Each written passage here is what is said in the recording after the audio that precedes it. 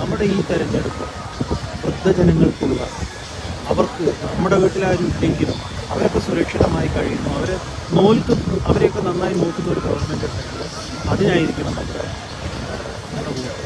അതുപോലെ ചോർന്നൊലിക്കാത്ത വിദ്യാലയങ്ങളിൽ കുട്ടികൾ പഠിക്കും, അവർ വയറു നിറയെ ഭക്ഷണം കഴിക്കും, അങ്ങനെ അതിനായിരിക്കണം നമ്മുടെ വോട്ട്.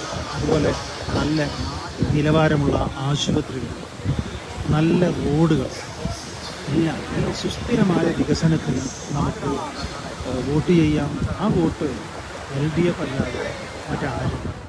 നമസ്കാരം, എല്ലാവർക്കും നമസ്കാരം.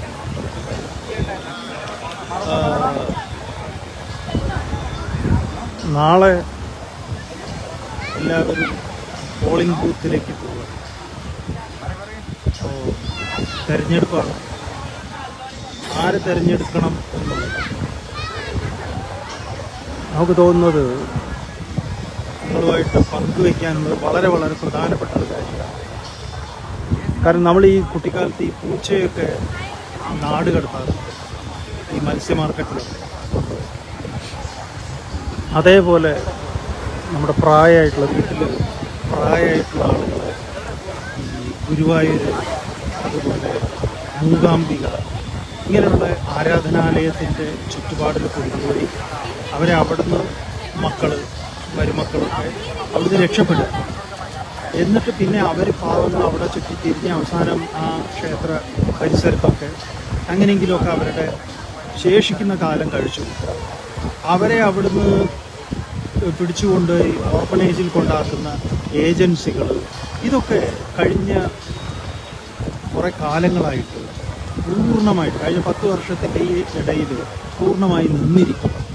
പറയുന്നത് എന്താണെന്ന് പറഞ്ഞാൽ വയോജനങ്ങൾക്ക് ഇന്ന് മാസത്തിൽ കിട്ടാനൊരു വരുമാനം സർക്കാർ കൊടുക്കുന്നു. അത് കാരണം അവർ വീട്ടിൽ തന്നെ ഉണ്ട്, വീട്ടിലൊരു വരുമാനമാണ്. ശങ്കരാചാര്യർ ഭജഗോവിന്ദത്തിൽ പറയും, ക്ഷീണേ വിത്തേ കപ്പരിവാര, വിത്തമില്ല എങ്കിൽ പിന്നെ ഒരു പരിവാരങ്ങളും ഇല്ല എന്നുള്ളത്. അതൊരു സത്യമാണ്.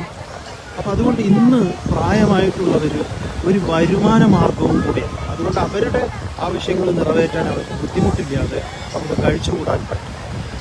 അപ്പോൾ അതുപോലെ തന്നെ കുട്ടികളുടെ കാര്യം നമ്മൾ എടുക്കുകയാണെങ്കിൽ, സ്ത്രീകളുടെ കാര്യത്തിൽ നമ്മൾ വോട്ട് ചെയ്യുന്നത് ആർക്കാണെന്നുള്ളത്. അപ്പോൾ ഇങ്ങനെയുള്ള നാട്ടിൽ സുസ്ഥിരമായ ഒരു സമഗ്രമായ ഒരു കെട്ടുറപ്പുള്ള വികസനത്തിനാണ് എൻ്റെ വോട്ട് എന്നുള്ളത് നമ്മൾ ഉറപ്പിക്കേണ്ടുന്നതാണ്. വളരെ പ്രധാനപ്പെട്ട ഒന്നാണ്. അവിടെ നമുക്ക് നിങ്ങളോട് അഭ്യർത്ഥിക്കാനുള്ളത് നമ്മുടെ നേരിട്ടുള്ള അനുഭവമാണ്. ഗുരുവായൂർ പോലുള്ള സ്ഥലങ്ങളിൽ നമുക്കവിടെ ഒരു സ്കൂൾ ഭഗവത്ഗീത എന്ന് പറയുന്നത് ഉണ്ടായിരുന്നു. ഇപ്പം അതില്ല. അപ്പോൾ അവിടെ 4-5 വർഷം പോകുമ്പോൾ ഈ പറഞ്ഞ പണ്ട് പോയി കഴിഞ്ഞാൽ ഈ പലരും തെറ്റി മനഃപൂർവ്വം അവരെ കൊണ്ടിട്ട് പോകുന്നു. നിങ്ങൾക്കറിയാം, വർത്തമാന ഇതിലൊക്കെ നോക്കിക്കഴിഞ്ഞു നിങ്ങൾ തന്നെ ഒന്ന് പോലീസ് സ്റ്റേഷനൊക്കെ ആയിട്ട് ബന്ധപ്പെട്ട് ഇപ്പം അന്വേഷിച്ച് നോക്കും. ഇപ്പം അങ്ങനെയുള്ള ഏതെങ്കിലുമൊക്കെ ആരാധനാലയങ്ങളിൽ, വേളാങ്കണ്ണി എവിടെയെങ്കിലുമൊക്കെ തന്നെ എല്ലാ ആരാധനാലയങ്ങളിലും കൊണ്ടുപോയി വൃദ്ധന്മാരെ അവിടെ കൊണ്ടുപോയി ആക്കി അവിടുന്ന് രക്ഷപ്പെടുക എന്നുള്ളൊരു പരിപാടി അതിപ്പോൾ പൂർണ്ണമായി നിന്നിരിക്കുക.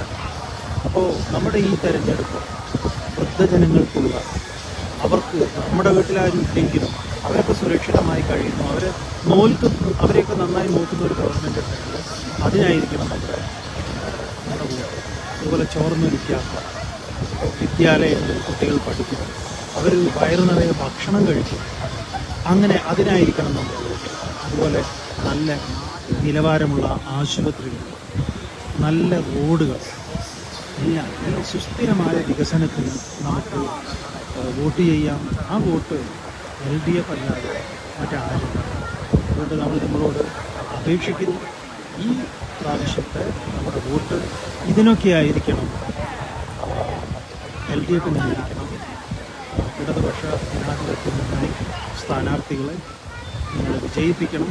ആ വിജയിപ്പിക്കുന്നത് നിങ്ങൾ കേരളത്തെ വിജയിപ്പിക്കലാണ്, നാടിനെ വിജയിപ്പിക്കലാണ്, ഇത്തരം നന്മയെ വിജയിപ്പിക്കണം. നമ്മൾ വൃദ്ധജനങ്ങൾക്കും വിദ്യാർത്ഥികൾക്കുള്ള എല്ലാവർക്കുള്ള സമഗ്രമായ വികസനത്തിനുള്ള വോട്ടാണ് നമ്മുടെ വോട്ട്.